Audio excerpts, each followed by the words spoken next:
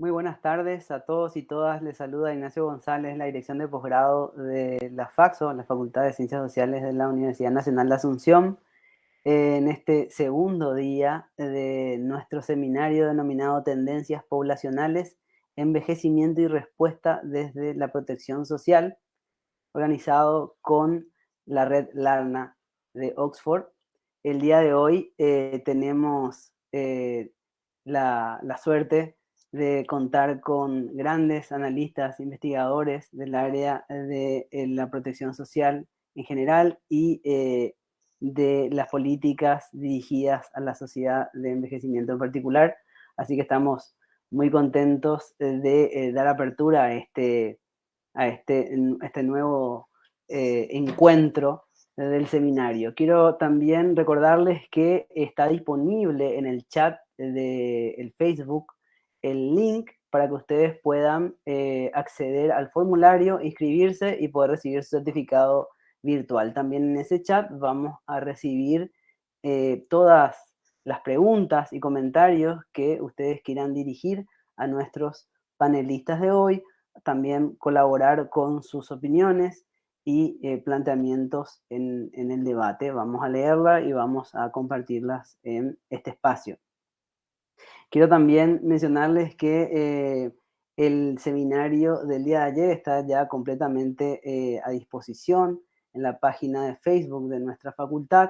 Lastimosamente tuvimos problemas técnicos de conexión el día de ayer, lo que volví a regular la transmisión. No obstante, el seminario completo está a disposición de todas y todos allí. Igual el chat sigue abierto para intercambios y discusiones. Bueno, hechas estas aclaraciones, no quiero perder más tiempo y darle la palabra a Claudina Sabatiro, que nos va a dar unas palabras de bienvenida. Adelante, Claudina.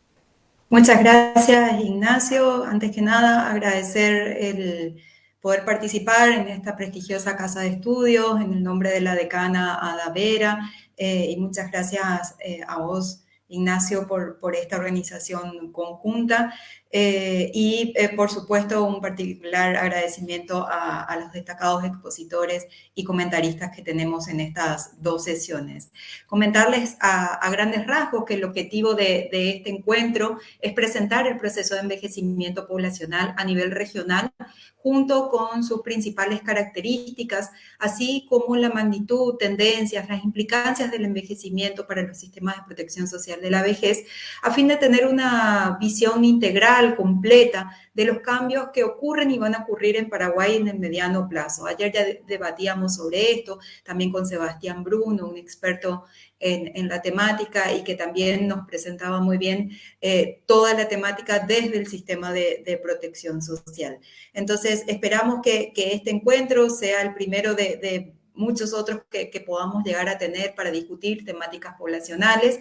Es un espacio de reflexión sobre el impacto económico, social de los cambios demográficos y de las políticas públicas vinculadas en particular a las personas mayores para poder crear conciencia sobre la necesidad de diferentes enfoques de políticas que contribuyan al bienestar de las personas en Paraguay, pero queremos hacerlo no sintiéndonos solos en este desafío, sino mostrando que es una realidad de los países en menor o mayor medida y en distintos momentos del tiempo. Hay países que ya están más envejecidos, como el caso de Uruguay, de Cuba, de Argentina, los países de la región, y hay otros que están en características similares a las nuestras, como puede ser el caso de Bolivia. Entonces, para poder tener una perspectiva comparada, también, bueno, ya nos va a hablar el doctor Alejandro Klein desde una perspectiva más sociológica de qué pasa en las sociedades del envejecimiento. Entonces, para no robarle más de lo entretenido que va a ser esta sesión,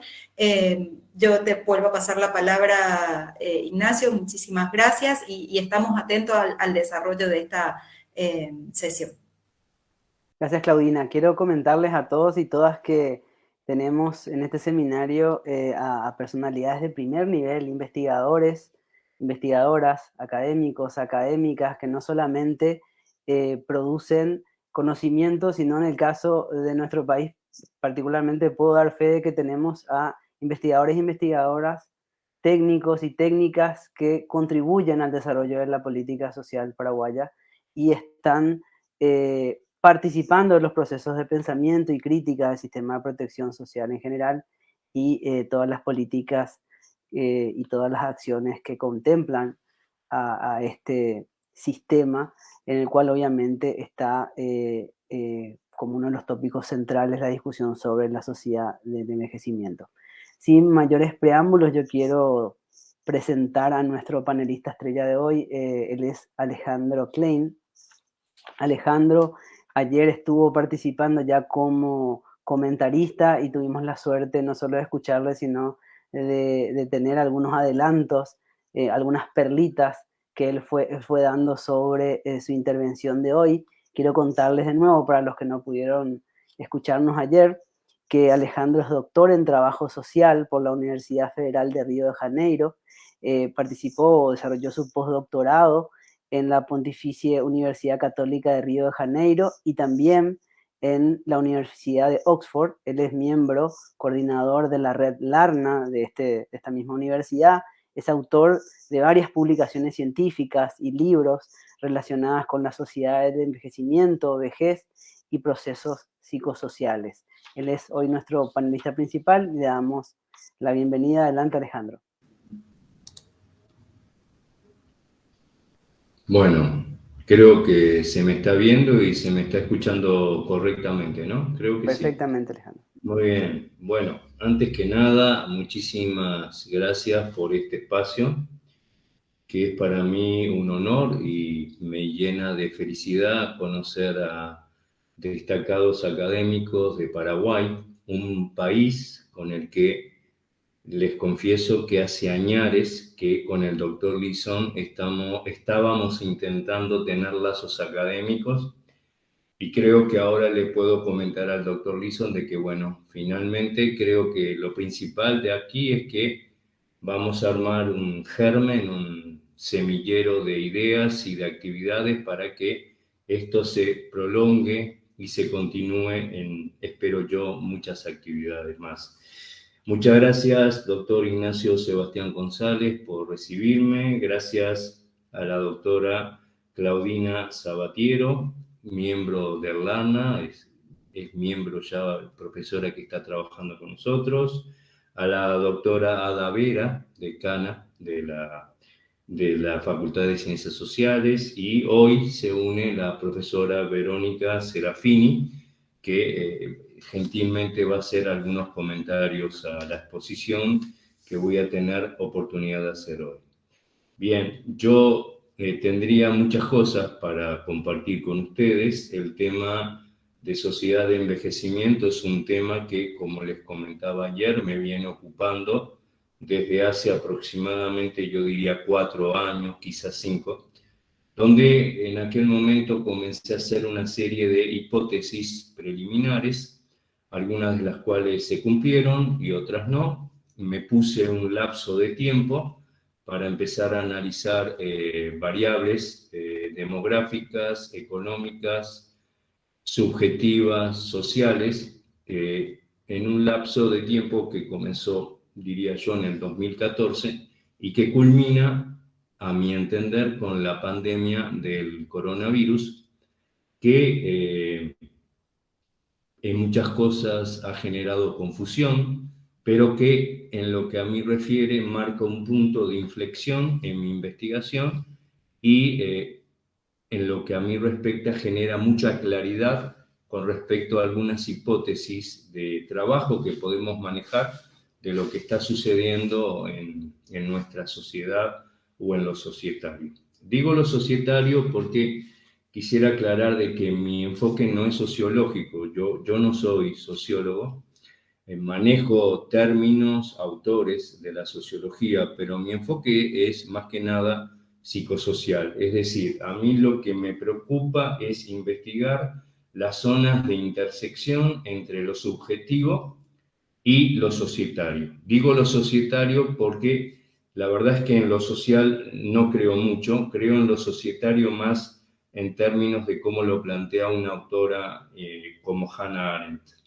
Pero bueno, dicho esto, la sociedad de envejecimiento, el término mismo, la verdad es que es clarificador por un lado, pero es ambiguo por otro, porque es cierto, la sociedad de envejecimiento tiene que ver con los viejos, pero también es cierto que no tiene que ver con cualquier tipo de viejos. Y también es cierto que tiene que ver con otros procesos que no tienen que ver de ninguna manera con la vejez. El problema es que la sociedad de envejecimiento arrastra, digamos, una deuda epistemológica con la demografía y con los estudios poblacionales, pero yo creo que ha llegado el momento de hacer un corte epistemológico y llevar el concepto a una perspectiva mucho más, quizás, interdisciplinaria. Entonces, primer punto, el apocalipsis de Malthus, primera cosa, no se va a cumplir. Es decir, ¿se acuerdan, no? Era el viejo tema de la ciencia ficción del siglo XIX, del siglo XVIII, iba a haber una hiperpoblación mundial y la gente se iba a morir de hambre, pero no va a pasar nada de eso. De hecho, alrededor del 2050, 2060, el crecimiento poblacional se detiene y empieza a bajar y bajar y bajar y bajar. Es decir, es lo que la doctora Claudina ayer presentaba como el derrumbe de la fecundidad. Bueno, ya ven, ahí tenemos una primera pista de que la sociedad de envejecimiento tiene mucho más que ver que con el simple hecho de los viejos o la vejez, porque el derrumbe de la fecundidad, ¿qué tiene que ver con la vejez? Nada, tiene que ver con otros procesos psicosociales que están cada vez tomando predominio y hegemonía. Lo que la doctora Claudina llama el derrumbe de la fecundidad, yo lo llamo el derrumbe de la descendencia. Es decir, lo que está pasando lo podemos decir de esta manera. Los muertos ya no son sustituidos por los vivos. O también se podría decir, los vivos no generan continuidad desde la muerte. ¿Qué quiere decir esto? Quiere decir que los vivos que van naciendo, los bebés que nacen, no alcanzan a reemplazar a los muertos. Hay números, 2, 2,3, que en demografía se entienden que es la cantidad de niños vivos que tienen que existir para que se suplanten a los muertos. Pero el tema es que estamos en 1,8, 1,3, y va bajando, y va bajando, y va bajando. Bueno, y cuando estemos en 0,25, ¿qué va a pasar? Va a pasar quizás que ya no es solamente que las parejas, si tienen un bebé, es que de 4 parejas, una va a tener un bebé, las otras 3 no van a tener hijos. Es lo que digo. No hay sustitución de los muertos por los vivos, o los vivos ya no generan continuidad de la muerte. Y cuando haya 0,50 o 0,60 o 0,70, entonces estoy inventando, pero vamos a suponer de 6 parejas, una va a tener un bebé, las otras 5 no van a tener bebé. Bien. ¿Cómo va a ser ese mundo donde el bebé se va a transformar en una especie de rareza absoluta? Bueno, va a ser un mundo donde los bebés van a ser como Dios, porque van a ser casi algo sagrado. Van a estar en el lugar absoluto de lo escaso, y de ese único bebé de las 6 parejas va a depender la supervivencia de la humanidad. Pero, ¿cómo va a ser el rasgo etario ahí? ¿Cómo es un niño transformado en un Dios? Porque a los dioses no se les pone límites ni prohibiciones. Entonces, ¿cómo van a armar subjetividad de estos niños? ¿Cómo se van a transformar en adultos? O quizás habría que decir que ese es otro elemento de la sociedad de envejecimiento, que la división del ser humano en una biografía etaria donde se comienza en la niñez adolescencia, adultez y vejez, se ha vuelto totalmente anacrónico, ya no significa nada. Es decir, un mundo donde si los bebés son dioses y los niños son dioses, pues entonces los dioses no se transforman en adolescentes y mucho menos en adultos. Entonces, ahí tenemos un enigma para pensar. Pero por otro lado, la sociedad de envejecimiento tiene que ver con algo que, digámoslo claramente, tradicionalmente los viejos tenían que hacer dos cosas. Una era morirse, la otra era generar transmisión, cultura, transmisión, sucesión. Pues bien, la sociedad de envejecimiento es una situación donde los que se tienen que morir no se mueren. Y además, los viejos, los abuelos de hoy, no creen en la transmisión, no creen en transformarse ellos en modelos, no creen en que ellos tengan nada que enseñar, más bien lo que quieren tener con sus nietos son relaciones simétricas, fraternales. Ustedes lo ven, lo saben, se ven en la cotidianeidad, comparten secretos, aventuras, odiseas con sus nietos, pero no quieren ser modelos. Pero entonces, a ver, entonces, ¿por qué la gente no tiene hijos? Tenemos teorías. El doctor Bruno ayer mostraba una gráfica que seductoramente indica que el derrumbe de la descendencia tiene que ver con un aumento en el mercado de trabajo femenino. Es decir, las mujeres aparentemente no quieren tener hijos porque prefieren o se sienten mejor con otro tipo de ganancias narcisistas, el trabajo, un doctorado, etc. Yo creo que no necesariamente es así. Yo creo que el tema es mucho más estructural y es mucho más complejo. Es que creo que se ha perdido el sentido de lo que es la descendencia. Creo que se ha perdido el sentido de lo que es la transmisión. Creo que se ha perdido el sentido de lo que es el ancestro y el legado. Entonces cada sujeto se ve a sí mismo como el principio y el fin de él mismo. Ni recibe nada, ni transmite nada. Es decir, no hay herencia social. Y la sociedad de envejecimiento tiene que ver con una estructura societaria donde no hay herencia social. Cada sujeto debe inventarlo todo y a su muerte se pierde todo. Y así sucesivamente. ¿Esto es bueno o esto es malo? Bien. Para mí no es ni bueno ni malo, es como es. En este tipo de cosas no hago ningún tipo de juicio de valor. Entonces, ¿qué es lo que está pasando? Que la gente vive más, es lo que la doctora Claudina hablaba ayer como el envejecimiento de la vejez. El doctor Leeson dice que el siglo XXI es el siglo de los centenarios. Es decir, que el grupo etario de los viejos que más aumenta es el de los 80, el de los 100 o los 120. Pero ¿dónde está el límite? No sabemos, porque aparentemente no hay límite. Entonces, no es que la gente viva más, es que la gente no se muere cuando se tendría que morir. Es decir, pasamos de una estructura psicosocial de la muerte inminente, que se ubicaba entre los 70 y los 75 años, a una muerte aplazada que no se sabe cuándo va a ocurrir. Bien, si hay suerte y el discurso sanitario lo intenta, y lo intenta denodadamente, nos guste o no nos guste, pues la gente hasta los 80, 85, 90 va a llegar con calidad de vida. A partir de ahí, la doctora Claudina decía muy bien, estamos en una transición epidemiológica.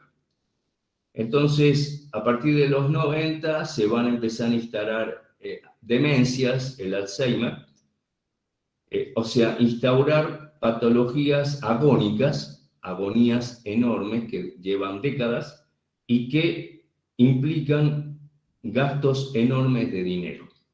Bueno, entonces volvamos al Dios. ¿Se acuerdan del famoso Dios? El niño va a ser un Dios.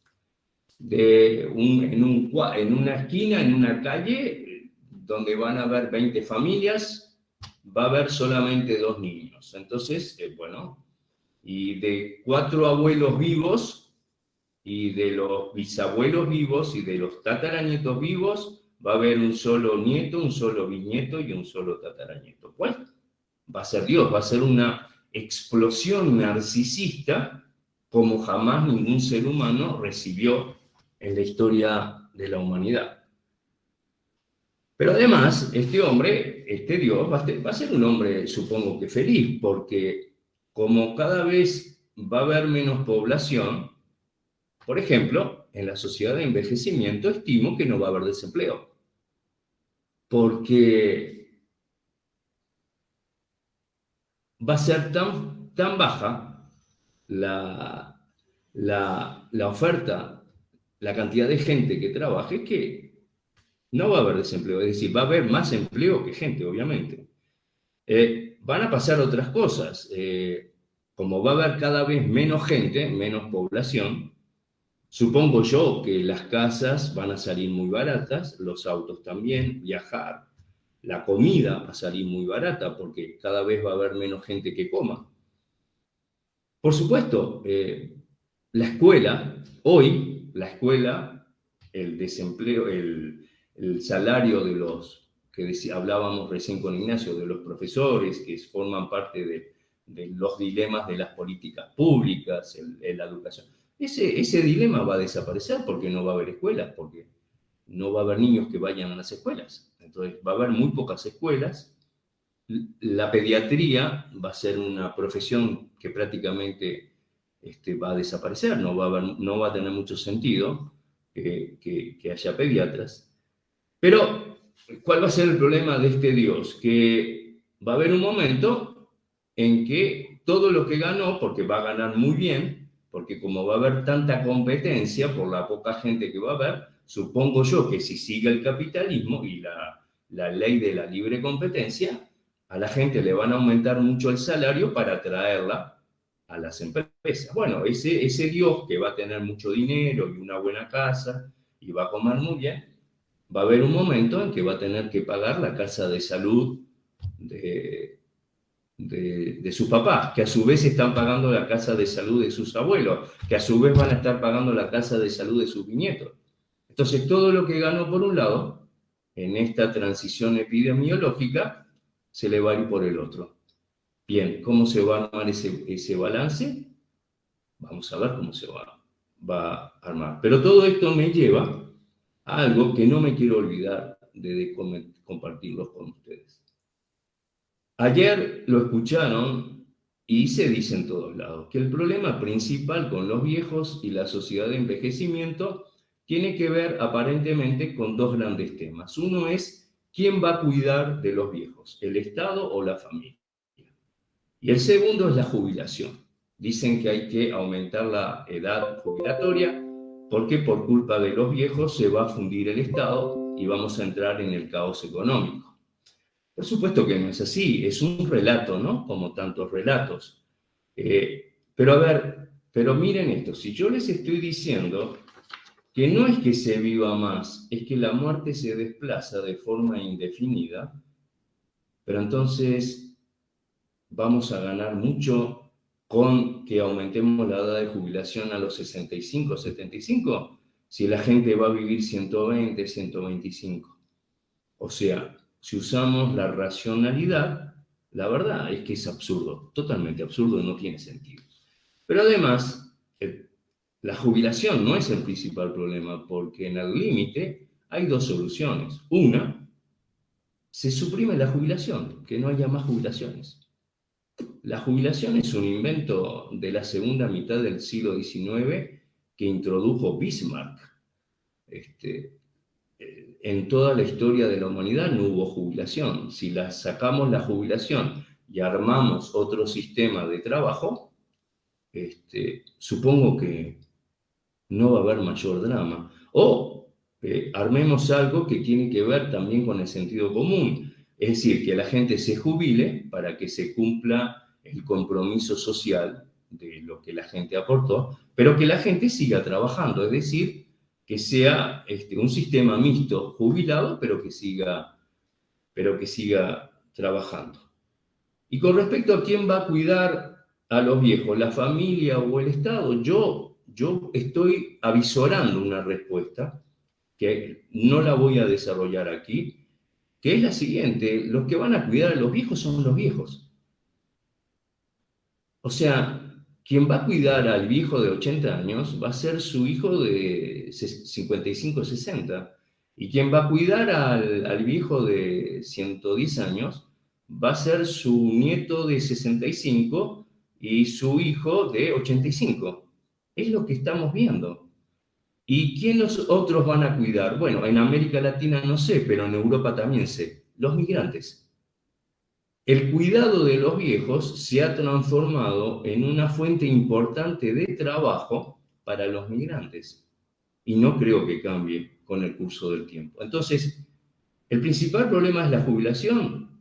No. ¿El principal problema es quién va a cuidar a los viejos? Desde mi punto de vista, no. Para mí el principal problema, lo empezamos a hablar ayer, es la violencia.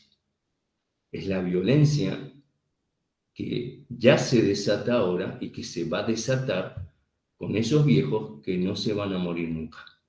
La violencia de los cuidadores porque pierden su propia vida, la violencia de tener que lidiar con demencias y enfermedades degenerativas que no se comprenden y que son muy difíciles de tratar, la violencia de ver que la gente va a gastar mucho dinero porque no hay estructuras de salud apropiadas. La violencia.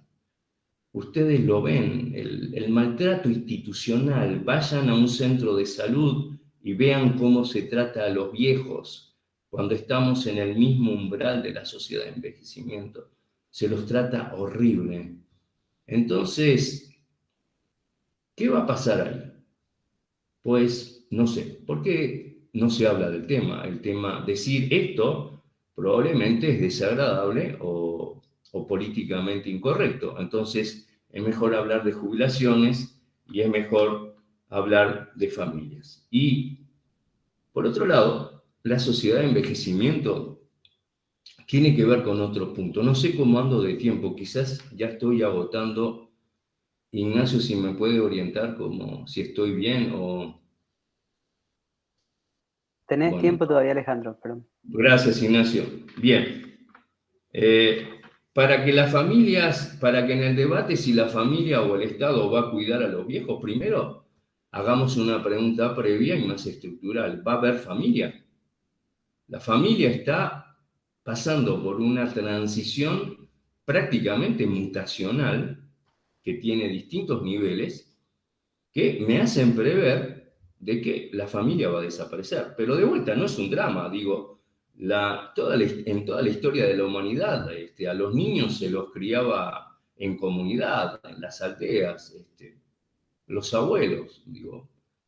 ¿Y por qué va a desaparecer probablemente la familia? Bueno, en primer lugar, porque no voy a desarrollar el tema, pero tenemos hay una crítica, que es lo que Giddens llamaba la sociedad de riesgo, donde tenemos un exacerbamiento muy fuerte con la figura de autoridad. Y por otro lado, como tenemos un agotamiento de las figuras de transmisión, hoy en día ningún papá y ninguna mamá pueden ser papá y mamá como eran su papá y su mamá. Es decir, no hay transmisión. Cuando no hay transmisión, hay tanteo, hay políticas de tanteo, políticas de intentar acá, allá. Por eso uno se equivoca y se equivoca mucho más. A partir de ahí es más difícil idealizar a los padres. Idealizar a los padres es una figura estructurante de la subjetividad tradicional que se está perdiendo. Porque la propia sociedad ya no tiene claro qué es ser un papá y una mamá. A partir de ahí surge lo que yo denomino la estructura de padres agobiados. Es decir, cuando el papá intenta poner límites, hay una condena y se le dice: usted es un rígido, usted es un patriarca, tiene que hablar con su hijo. Cuando el padre va y habla con el hijo, se le dice, usted es un desubicado, usted quiere camuflarse como si fuera amigo de su hijo, y ahí vuelven a intentar poner límites, fracasa, vuelven a lo fraternal, cortocircuito, y así sucesivamente, hasta que la estructura paterna queda absolutamente agobiada, agotada. Entonces, y hay otros temas más, simplemente los voy a mencionar. Este tiempo que vivimos es la culminación del ansia controladora y totalitaria del Estado sobre la familia. Es decir, el cuento de que la familia y el Estado cooperan entre sí es un cuento. Basta leer historiadores de las mentalidades serios como Philippe Arrier, Jacques Duby, para saber que siempre hubo una rivalidad del Estado hacia la familia y siempre el Estado quiso controlar a la familia y siempre quiso controlar al padre y a lo paterno. Lean, si quieren, a Don Celot, La política de las familias. Bien, desde mi punto de vista, por eso este también es un tiempo de culminación. ¿Por qué? Porque culmina el control totalitario del Estado sobre la familia, a través de una manipulación del dispositivo jurídico que no nos debe asombrar, porque, como yo decía ayer, todas las tribus urbanas, todos los grupos de poder, tratan de manipular a su favor al dispositivo jurídico, a los medios de comunicación y a las redes. Bien, el Estado hace lo mismo y entonces instaura una novedad insólita que no va a dejar de tener consecuencias. Los hijos pueden denunciar a los padres. Pero creo que en el punto en que los hijos pueden denunciar a los padres, la familia se vuelve inviable. La paternidad y la maternidad se vuelven inviables. Quien asume paternidad y maternidad es el Estado, que destituye al papá y la mamá. Por eso quizás sea un dilema que en algún momento se va a transformar en un falso dilema. Hay otros, pero no los voy a mencionar aquí. Entonces,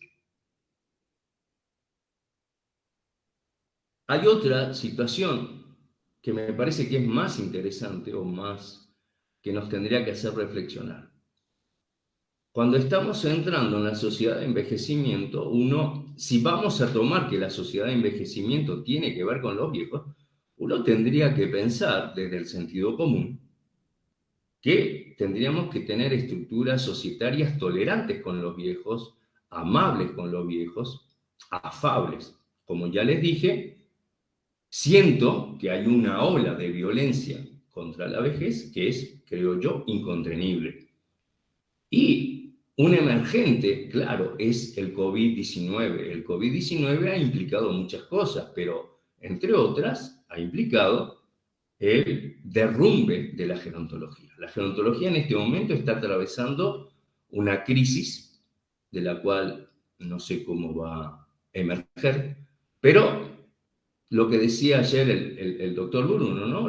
El envejecimiento saludable, el nuevo viejo. Digo, yo también he podido investigar sobre ese nuevo viejo, he hablado de alta experimentación subjetiva. El asunto es que llegó el coronavirus y de un día para el otro los viejos se vuelven el grupo depositario de la muerte, de la ansiedad colectiva, de la paranoia, y hay que confinarlos, y se decide que son el grupo de riesgo.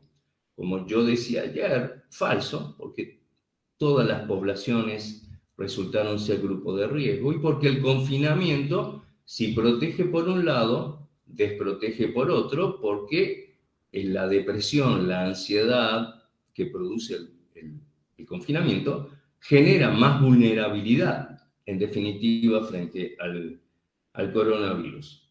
Entonces, cuanto tendría que haber más simpatía hacia el viejo, esa simpatía no se ve. Hay intolerancia, hay violencia, hay estereotipo. Hemos vuelto de vuelta al estereotipo del viejo decrépito, roto, destrozado, frágil al cual hay que infantilizar. Y además, junto a este edadismo brutal, se alimenta porque basta entrar a Google y ver los memes contra los viejos verdes, las burlas de los viejos que se pintan el pelo y quieren parecer jóvenes y quieren salir con personas más jóvenes. Hay que ver la fuerte censura moral, moral entre comillas, que hay contra esta figura típica, ¿no? El viejo verde, una figura típica, junto al, recordarán ustedes, al famosísimo hombre de la bolsa, que era también un viejo de dientes verdes, que ahora, bueno, está en desuso, pero que, bueno, en su época tuvo su fama. Entonces, el viejo tiene que ver con procesos también disciplinarios, con procesos de control. Entonces, yo termino, quizás he ido un poco rápido, pido disculpas, era por el tiempo. Ayer hablamos, ¿se acuerdan de la famosísima ventana de oportunidad? Y ahí hay una discusión interesante de por qué se está acabando la ventana de oportunidad. Es porque avanzan los procesos de transición demográfica, poblacional, es porque los gobiernos no empiezan a adoptar las medidas que adoptan. Bueno, yo creo que hay una tercera opción, que es la que yo creo que es que la ventana de oportunidad está condenada al fracaso. Y disculpen que sea así tan contundente, porque creo que para que la sociedad de envejecimiento acepte y transite sus dilemas, es decir, no estoy diciendo resuelva, simplemente acepte y transite sus dilemas, se necesita una dosis nada despreciable de buen humor, tolerancia, amabilidad y capacidad de lazo social. Sin embargo, todo parece indicar que estamos en tiempos donde hace tiempo que la gente dejó de tener buen humor, donde la tolerancia ha sido sustituida por dosis paranoicas de intolerancia, donde la amabilidad se sustituye por la violencia y la brusquedad, y por supuesto, donde el lazo social se ha vuelto algo anacrónico, en tanto se han perdido los procesos de integración o de ser parte de la sociedad. Es decir, el punto que nos enseña, para mí más importante, del coronavirus es que lo precario se ha vuelto más precario aún, es decir, se ha precarizado. Eso implica el agotamiento del lazo social. Eso implica también el declive del pacto social. Estas estructuras perjudican a la sociedad de envejecimiento. Generan la imposibilidad de tener una reactividad apropiada y propositiva. Y es por eso que el gran peligro es que pasemos a un predominio de tanatopolíticas donde en vez de hacer lo que hay que hacer, insistamos en aquello que genera malestar, aturdimiento, patología y callejones sin salida. Bueno, muchas gracias, muy amables.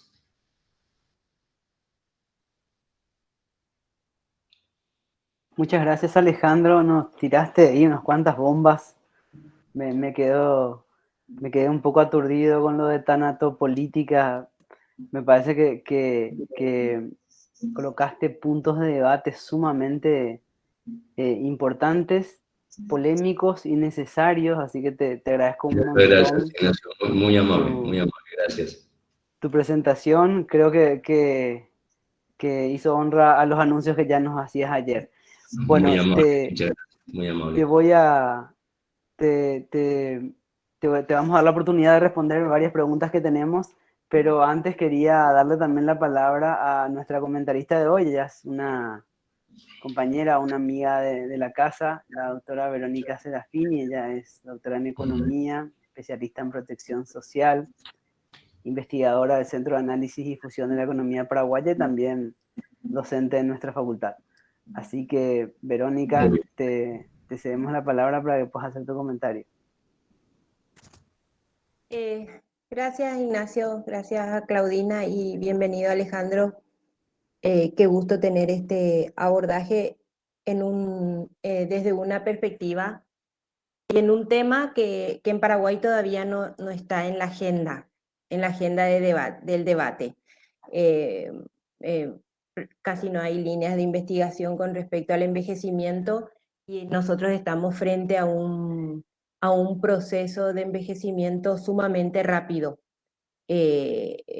Paraguay va a envejecer en menos de la mitad del tiempo de lo que envejeció Europa y no nos estamos preparando para estos desafíos de los que tan claramente hablaste. Yo pude tomar apuntes sobre, quiero recalcar algunos de esos desafíos y que tienen que ver con también las grandes contradicciones de nuestros procesos no querría decir de desarrollo, sino nuestros procesos tal vez de crecimiento y de evolución social o de modernización, entre comillas.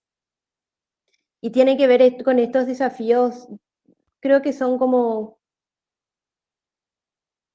Sí, 7, te referiste a 7 u 8 desafíos importantes. Uno es los desafíos culturales, cómo las sociedades cambian, cambia la juventud, pero también cambia la perspectiva de las personas mayores.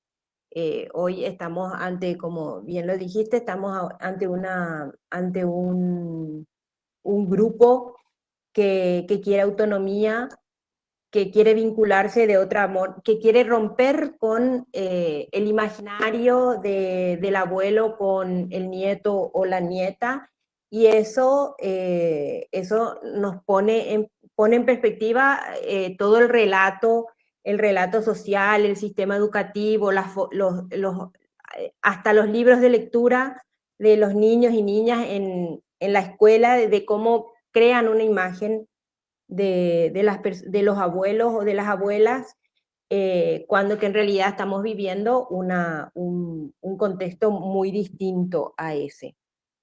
Por otro lado, el desafío sanitario, y ahí pienso en la contradicción que vos mismo pusiste en tu charla sobre envejecimiento saludable frente a una dinámica del consumo de alimentos que no son saludables, que no contribuyen, y ahí como ejemplo la puja, cómo se vincula eso también con el tema económico, y en Paraguay se ve muy claramente en el tema de los impuestos por ejemplo, a los alimentos chatarra, a los alimentos con exceso de sal, de azúcar, al alcohol, pero por otro lado queremos un envejecimiento saludable. Entonces, ¿cómo hacemos para vincular nuestros objetivos, nuestros ideales con una realidad que no conduce en la práctica y que puede estar reflejando que no hay una valoración justamente a las personas mayores cuando niegan esos recursos que son necesarios? Y que tiene que ver también con mi tema de análisis, que es la protección social. En un país donde es muy difícil conseguir que la sociedad se involucre, y especialmente las élites, en la protección social en vistas justamente al envejecimiento. Esa pregunta de quién o cómo se van a mantener las personas mayores es realmente una pregunta compleja, como la planteaste. Es una parte de jubilación y una parte de trabajo, pero el mundo del trabajo está cambiando y difícilmente se adapte probablemente a las condiciones o a los intereses o a las capacidades o a las competencias de las personas mayores. Permanecer hoy ya no es así. Quien perdió su trabajo a los 55 o 60 años ya no consigue empleo. Entonces, ¿cómo combinamos esa evolución económica con los derechos de las personas mayores a trabajar y finalmente a jubilarse para tener tener autonomía económica? Y efectivamente el tema de la violencia es terrible, y solo basta ver algunas estadísticas. Paraguay tiene algunas estadísticas y tiene algunos informes, tiene el Mecanismo Nacional de Prevención de la Tortura, tiene varios informes sobre los niveles de violencia institucional en hogares de abrigo para personas mayores. Creo que ese es el mejor reflejo y el mejor dato que tenemos para dar cuenta del riesgo que estás señalando. Y con respecto, bueno, a la familia también, sí, estamos viendo que hay lo señalaste muy claramente, y ese es un gran desafío. ¿Cómo hacemos en las sociedades como la paraguaya, donde todavía la familia tiene un rol muy importante, un rol importante del siglo pasado, pero con una estructura cambiante muy rápidamente,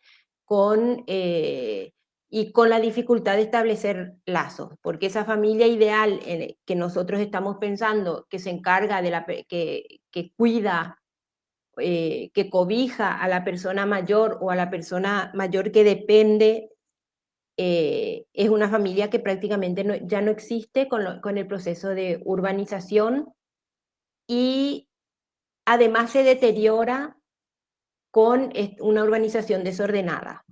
Los estudios de uso del tiempo nos muestran la cantidad de tiempo que las personas están en el transporte público o yendo y viniendo al trabajo, y obviamente eso genera, además de estrés, para cuando llegue a la familia, la ausencia o un vacío de vínculos para quienes se quedan en la casa, y haciendo mucho más compleja el vínculo o la relación. Creo que ahí confluyen un montón de factores que no estamos teniendo en cuenta cuando hablamos de cómo enfrentar el proceso, esta sociedad de envejecimiento, en el que por un lado creo que tenemos un discurso donde valoramos a las personas mayores, pero por otro lado tenemos una práctica en la que desvalorizamos. Y creo que eso, una pregunta que yo me hacía durante la pandemia, tal vez Alejandro no sabe, pero Paraguay pasó muchas semanas en rojo, en primer lugar, en letalidad de la pandemia a nivel mundial, con un muy fuerte sufrimiento de la gente. Y hoy vemos el desorden, y durante la pandemia también veíamos casi anomia en términos de conductas, y uno se preguntaba, yo me preguntaba, cómo hubiera sido el orden social, el orden durante la pandemia, si le hubiera afectado más si hubiera sido una enfermedad que le hubiera afectado más a los niños y niñas. ¿Hubiéramos tenido una conducta distinta o no? Y además de todo esto negativo, creo que hay como una invisibilidad. Si miramos en otras políticas, vamos a ver que las personas mayores no están involucradas, la política de vivienda no considera que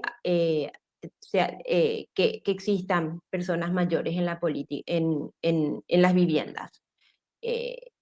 No hay políticas de vivienda para personas mayores, y tampoco las políticas de vivienda que hay para el resto de las familias considera una familia nuclear donde no existen personas mayores, cuando no es la realidad. Y sabemos que la vivienda es un determinante fundamental de calidad de vida, sobre todo en los dos extremos de las trayectorias del ciclo de vida, en la niñez y en las personas mayores. Y así creo que eh, tenemos una gran posibilidad de analizar esto que nos estás dando desde una perspectiva sociológica. Creo que merece la pena que como país tratemos de profundizar en todos estos temas. Nos diste una infinidad de ámbitos de análisis, de temas, de categorías analíticas que Paraguay necesita profundizar. Apenas estamos analizando lo mínimo que es porque está en crisis, como por ejemplo el sistema de seguridad social, pero no estamos hablando de cuidados, no estamos hablando de las transformaciones de estructuras de las familiares, al contrario, hay un discurso muy fuerte centrado en la familia nuclear, que no existe y que nunca existió en Paraguay como estructura familiar mayoritaria. Siempre fue inclusive, podemos hablar de una familia, la familia nuclear es la mitad o menos de las familias en Paraguay. Entonces creo que sí, tenemos grandes desafíos en términos de investigación y de abordaje de la temática, y eso llevarlo también a la discusión de cómo enfrentar en términos del rol del Estado y el rol de la familia en Paraguay. Ahí dejo y espero que bueno, podamos continuar con estos temas tan importantes que nos ha dejado Alejandro. Muchas gracias, Verónica. Te propongo, Alejandro, que ahora intervengas con comentarios, que te suscite la intervención de Verónica, y después podemos dar lectura de algunas preguntas. Muy bien. Sí, voy a tratar de ser lo más conciso posible. Verónica, muchísimas gracias. Me diste el pie para decir 2 o 3 cosas que no quería decir, pero que ya que me diste el pie, las voy a decir. ¿Qué es la sociedad de envejecimiento? La sociedad de envejecimiento hoy es un relato construido entre 100 o 150 académicos en todo el mundo, y nada más. La sociedad de envejecimiento es un ámbito académico de conferencias como esta, de intercambios de 100, 150, 200 personas en idioma español, francés, inglés, italiano, en el mundo, que hablamos de lo que va a pasar y nada más. La gente no tiene ni idea. Los gobiernos están agobiados por lo que tienen que hacer, por una agenda social que heredan del siglo XX, que el siglo XX no resolvió, por una agenda social del siglo XXI que tampoco saben cómo resolver. Gobiernos que o son corruptos, o son ineficaces, o son estúpidos, o no pueden hacer nada. Por esto que estoy hablando, que bien que lo advertía Giddens, que es el principio de la destitución de la autoridad, que implica la abdicación del que tiene que tomar decisiones o gobernar, que se ha tomado como sinónimo de patriarcalismo, violencia. Entonces, es un punto imposible. Eso es la sociedad de envejecimiento hoy, no mucho más.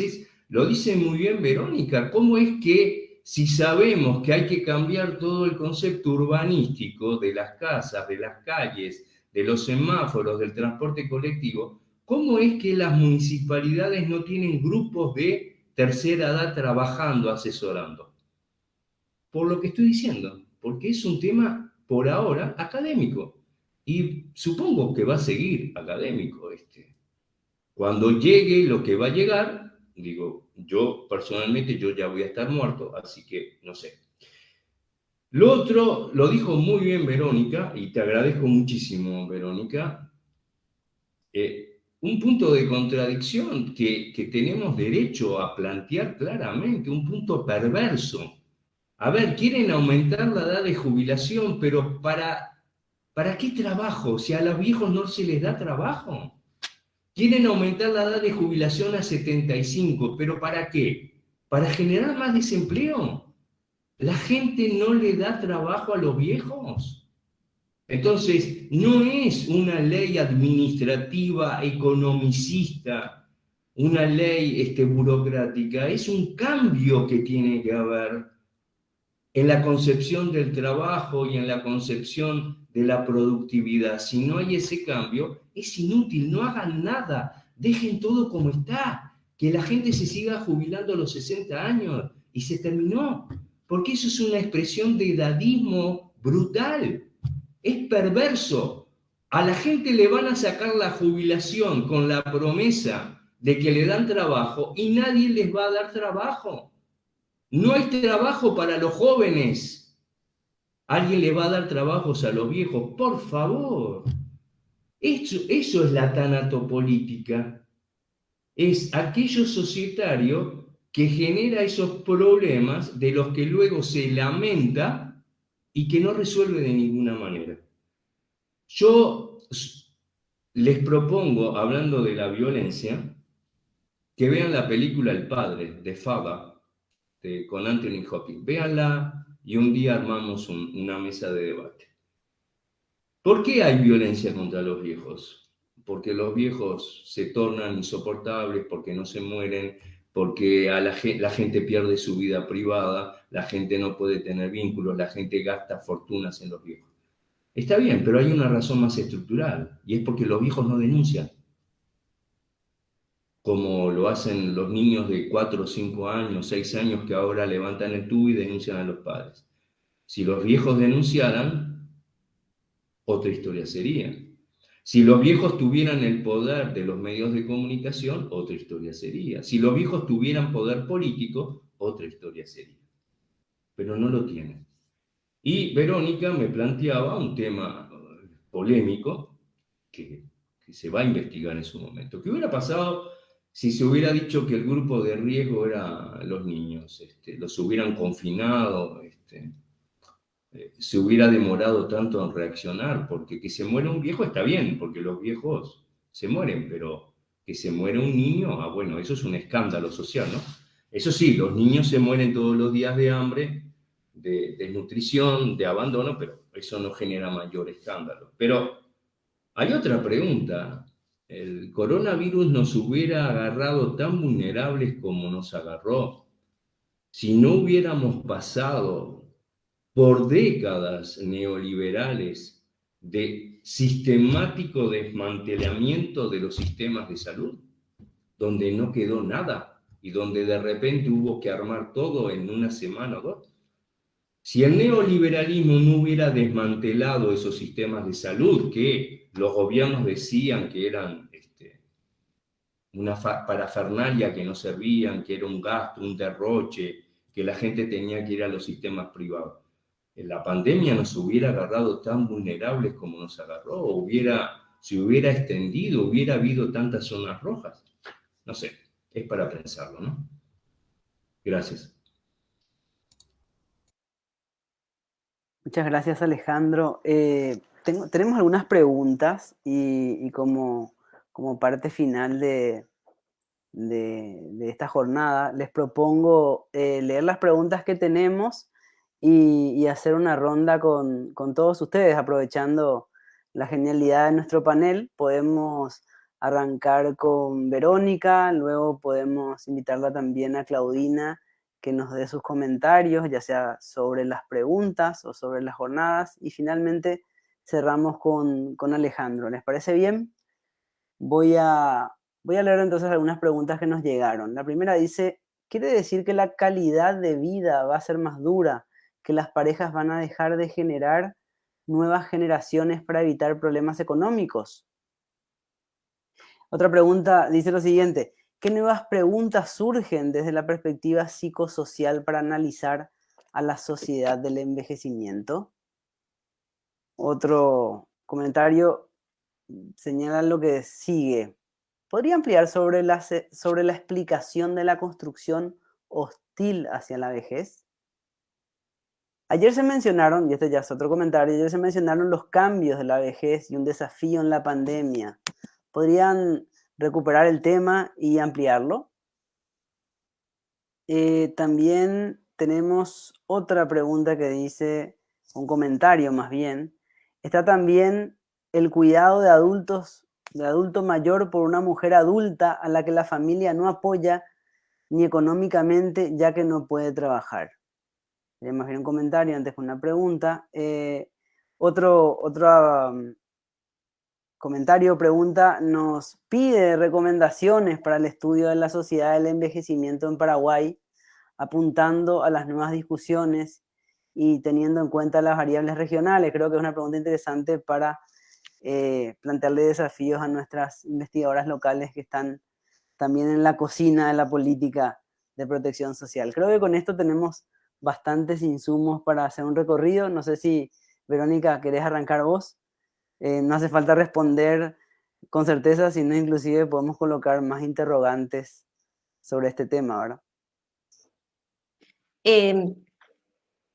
Yo sí, creo que voy a dejar más interrogantes que... en primer lugar, creo que tenemos que preguntarnos cómo concebimos nuestro futuro, porque es un futuro de un rápido envejecimiento y tenemos que mirar a largo plazo porque tenemos espacio. Ahí viene el tema de la calidad de vida. Paraguay tiene un muy fuerte espacio para mejoras de la calidad de vida, porque actualmente se ubica entre los 5 países de menor calidad de vida en América Latina, siendo un país de ingreso medio alto. Es decir, tenemos riqueza, tenemos crecimiento económico. Lo que no hicimos bien fue valorizar a las personas. Y dentro de ese grupo, si nosotros vemos dónde está enfocada la política pública, está enfocado en la niñez. Entonces, realmente necesitamos revisar y mirarnos a largo plazo para ver cómo nos enfrentamos. Y tenemos todavía algunas oportunidades, ya que hablamos de las diferencias regionales. Si nos comparamos con Uruguay, por ejemplo, en términos de protección social, Uruguay tiene 2 personas, la tasa de personas activas que pagan, que aportan a la seguridad social, es de 4 personas por 2. Es decir, 4 personas están financiando a 2. En Paraguay todavía estamos a tiempo, a pesar de la crisis que tenemos en la seguridad social, tenemos 10 aportantes por cada 2 personas jubiladas. Eso nos dice que, bueno, tenemos algún espacio para mejorar, pero también nos dice que un gran porcentaje de personas adultas, que de personas mayores, está totalmente desprovista de un ingreso que le permita una garantía de vida medianamente digna, además sin un sistema de salud ni un sistema de cuidados. Entonces, eso ya nos puede dar una idea de cuál es la calidad de vida que tienen las personas mayores. Y finalmente está el tema de género, que no tenemos que olvidar. Quienes cuidan a las personas mayores hoy son mujeres. O sea, detrás del paraguas de la familia no es la familia, es una mujer. Es una mujer que en muchos casos está trabajando, que no tiene seguridad social, que va a envejecer, y va a envejecer cuidando, y va a envejecer en dependencia económica. Entonces nos encontramos ahí en una situación sumamente vulnerable, porque si las abuelas, y piensen ustedes, para no entrar en la demografía, nuestros abuelos eran 5, 6, 7, hasta inclusive 11 hermanos, nuestros padres ya son 4, 5, y hoy en general en Paraguay las familias no tienen más de 3 hijos, y ya hay parejas que inclusive decidieron no tener ningún hijo. Eso nos pone ante el dilema de cómo hacer para garantizar calidad de vida. el Estado, la familia, una mujer, ¿cómo garantizamos? Pero creo que también estamos a tiempo de pensar a largo plazo. Muchas gracias, Vero. Ahora le cedo la palabra a Claudina. Adelante, Claudina. Gracias, Ignacio. Bueno, yo no sé si todos los que están participando saben, pero quisiera destacar que Verónica, aparte de ser, a mi criterio, una de las mejores investigadoras que tiene el país, fue una de las personas que impulsó las primeras políticas no contributivas para personas adultas mayores allá por el 2010, cuando veía que todo esto se venía. Y esto un poco para contarle a quienes nos están escuchando, que es vincular la academia con la acción de políticas públicas.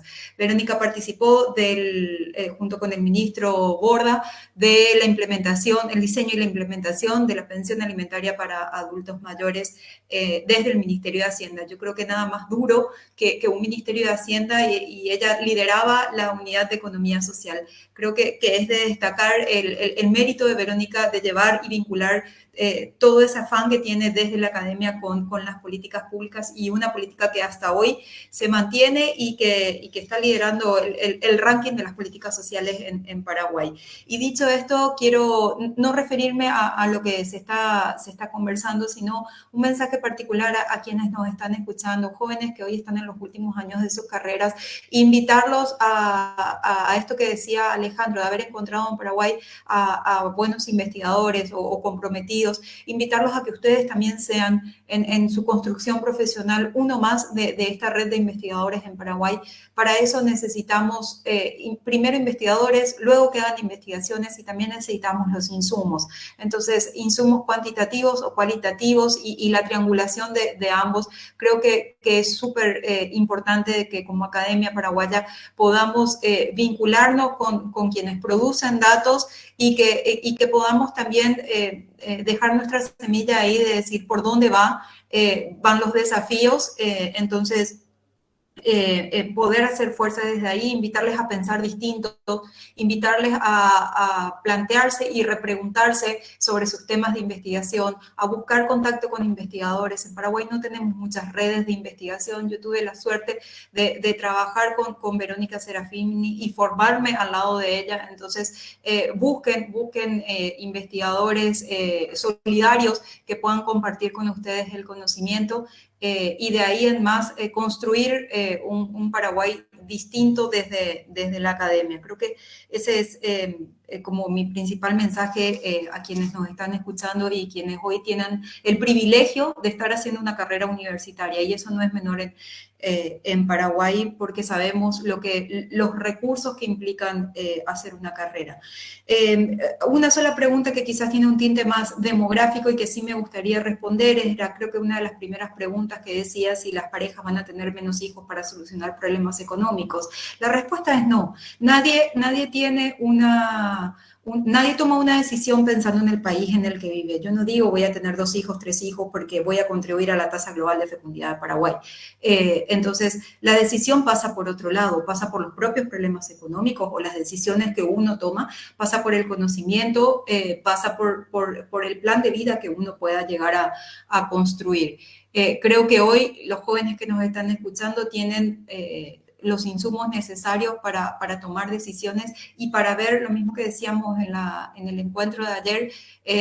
Tenemos la posibilidad de tener el diario no solamente de mañana, sino del futuro. Contarles a ustedes, jóvenes, qué Paraguay van a vivir de acá al 2100. Entonces, y cómo van a prepararse para esos desafíos. Si van a tener hijos o no van a tener hijos. Los problemas económicos pasan por otro lado en Paraguay. Pasa por la tremenda desigualdad que tiene el Paraguay y que poco se habla o poco se atiende. Quizás se hable, pero no se atienden, porque necesita de políticas estructurales, necesita de cambios muy intensos y grandes, plantearse desde la reforma agraria, eterna discusión en Paraguay, la distribución de las tierras, y de ahí en más muchísimos factores o fenómenos entrelazados, bien decía Verónica, los de género, los de distribución, y cómo se fue construyendo este entramado que tenemos hoy y que vamos a tener hacia futuro.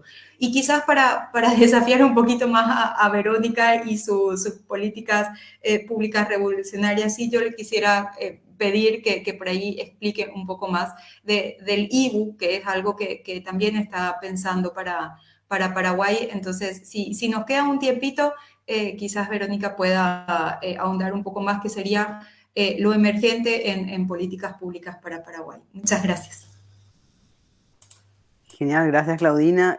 Hay una provocación para Verónica, no sé si Verónica, vos tomás la palabra, así le damos el cierre a Alejandro, que es nuestro invitado principal, que pueda hacer al final del seminario un recorrido por los temas que le quedaban pendientes y le damos esa oportunidad.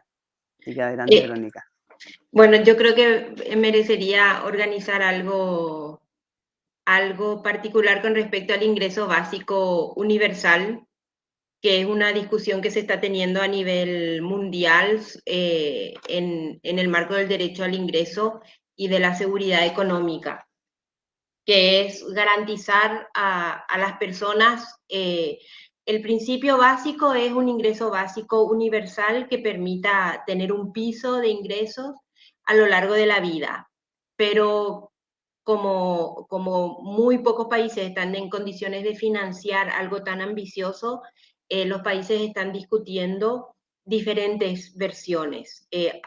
Unas versiones que tienen que ver con un ingreso básico universal en la vejez, que sea el piso para la jubilación, todos con eso, y a partir de ahí se incluye la jubilación. Y en otros casos están, y bueno, con la pandemia se están viendo otras alternativas, que son, por ejemplo, un ingreso básico universal en la niñez y adolescencia, que en Paraguay, bueno, hay periodos que son determinantes, como por ejemplo el primer año, donde la mortalidad infantil es muy alta. Y bueno, se sabe conceptualmente, teóricamente, la relevancia de los primeros 1000 días, y después en la adolescencia, que es donde aumentan sustancialmente los riesgos de los niños, el riesgo al embarazo en el caso de las niñas, al criadazgo, al trabajo infantil, a la deserción escolar, el primer contacto con las drogas, pero que no miren la globalidad de los problemas y estos desafíos que, bueno, Alejandro ya nos manifestó, que no son desafíos solamente materiales de vida material, sino también de los relatos que se construyen alrededor de cada uno de los ciclos de vida. Hasta ahí le dejo a Alejandro. Muchas gracias Verónica. Ahí quedó picando un nuevo tema para un futuro seminario, el ingreso básico universal. Estoy seguro que más de uno de nuestros docentes, tengo ya en mente unos cuantos que se van a aprender al debate, así que tomamos la propuesta de Verónica, ya la comprometemos también a ella para ese encuentro. Antes de darle la palabra a Alejandro, quiero leer una pregunta más que nos llegó al Facebook. Dice, ¿cómo dialoga el fenómeno del bono demográfico con la sociedad del envejecimiento? En relación a la tanatopolítica, ¿qué estrategias se pueden implementar para enfrentarlo? ¿Qué papel puede tener la academia? Dejamos picando esa pregunta por si Alejandro la puede también retomar en su cierre. Te cedemos la palabra, Alejandro. Todo tuyo el micrófono. Muchísimas gracias, Ignacio. Bueno, esta última pregunta me toma un poco de sorpresa. A ver, lo primero que quiero decir es que quiero saludar a los jóvenes que entiendo que nos están siguiendo en este momento. Felicitarlos por su interés. Entiendo que hay trabajadores sociales y sociólogos en formación, así que los quiero saludar, los quiero felicitar por su interés, porque si están acá es porque entienden que esto es relevante. Y bueno, decirles que ustedes son los centenarios, ustedes son los que van a vivir, si mantienen un nivel de calidad de vida, van a vivir, ustedes son los que van a vivir 120, 130, quizás 140 años. Entonces, el desafío de la sociedad de envejecimiento es el desafío de ustedes. Ustedes tienen el desafío. Y me parece pertinente lo que indicaba la doctora Claudina. Son ustedes los que probablemente van a poder responder a estas preguntas que están haciendo aquí, que son valiosas, pero que me gustaría que ustedes me las respondan a mí. Son preguntas que yo también me hago. Y creo que aquí hay algo, una invitación a que investiguen.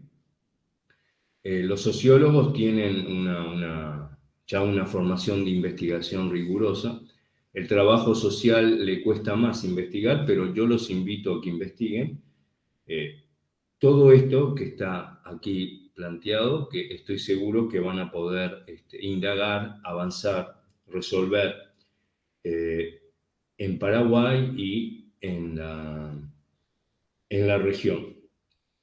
Yo la verdad es que no me siento calificado, no me atrevo a hablar de cosas que tienen que ver con Paraguay, porque la verdad es que no lo sé.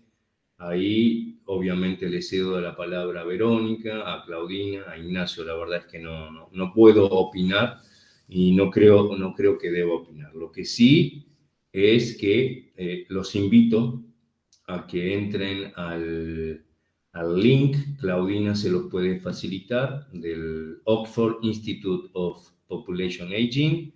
Vean la parte de investigación por regiones, el LARNA. Aquellos que estén interesados en una proyección académica en red, bueno, los invito, el LARNA está abierto, se pueden hacer miembros, hay un formulario que tienen que llenar, pero nosotros recibimos jóvenes como ustedes entusiasmados. Es más, les comento algo muy importante que yo luego le voy a pasar a Ignacio el link. Ahora, el 28 de septiembre, empezamos un seminario nuevo que antes no teníamos, que lo vamos a hacer por Zoom y que espero que lo repitamos todos los años, cuyos protagonistas son los jóvenes investigadores, como ustedes, alumnos de licenciatura, de maestría, doctorado, y es un seminario que empieza este año, va a durar 2 meses, y que tengo la expectativa de que podamos repetirlo, y quién sabe, quizás alguno de los que aquí nos está siguiendo, el año que viene pueda participar de este seminario, y desde ya es invitado con muchísimo gusto. Entonces, simplemente, ¿no? Esta persona que pregunta el rol de la academia. Bueno, la academia es esto, es el diálogo, es compartir, es escucharse mutuamente, es la red, es la capacidad de compartir conocimientos. La academia hoy no puede ser endogámica, hoy tiene que tener una perspectiva de apertura. Hoy las investigaciones son nacionales, regionales, transnacionales. Entonces, creo que esa es la contribución que quizás pueda hacer la academia a este tema o a otros. Darnos un peldaño más de poder escuchar las cosas, por lo menos desde otra perspectiva, que va a abrir la tolerancia, que va a abrir la interdisciplinariedad, que va a abrir la capacidad de tolerar lo nuevo y lo inédito. Y bueno, entonces entren al LARNA, Claudina les puede dar los links pertinentes, pónganse en contacto conmigo, y si les interesa esta aventura académica, por supuesto que son bienvenidos desde ya. Muchas gracias entonces por su tiempo, por su amabilidad y por su escucha. Muchas gracias. Muchas gracias, Alejandro, a vos por prestarte a este seminario, por participar, por compartir tus reflexiones y tus ideas tan importantes, y espero que este sea el primer encuentro de muchos en el que podamos contar con tu presencia y con tus aportes. Es para nosotros un honor tener una figura de tu talla en la Faxo. También quiero agradecer a Verónica Serafini por prestarse una vez más a estos eventos de compartir, reflexionar y criticar, analizar en conjunto.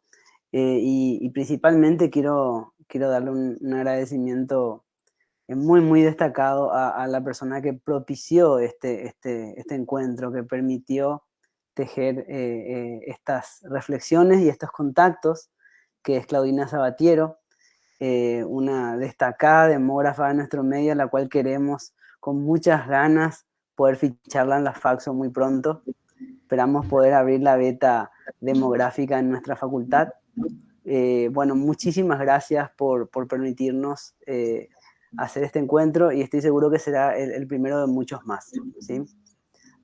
Así que con esto cerramos nuestro seminario y seguimos en contacto por las redes. Esto queda, por suerte, registrado para que aquellos y aquellas que no pudieron participar hoy se puedan sumar luego a los debates, las reflexiones, y escuchar estas interesantes propuestas y análisis que hicieron. Hasta aquí llegamos. Muchísimas gracias, queridos colegas. Hasta la próxima. Un placer. Cuídense mucho. Estamos en contacto. Buenas noches. Chao, chao. Hasta luego. Chao, chao. Chao.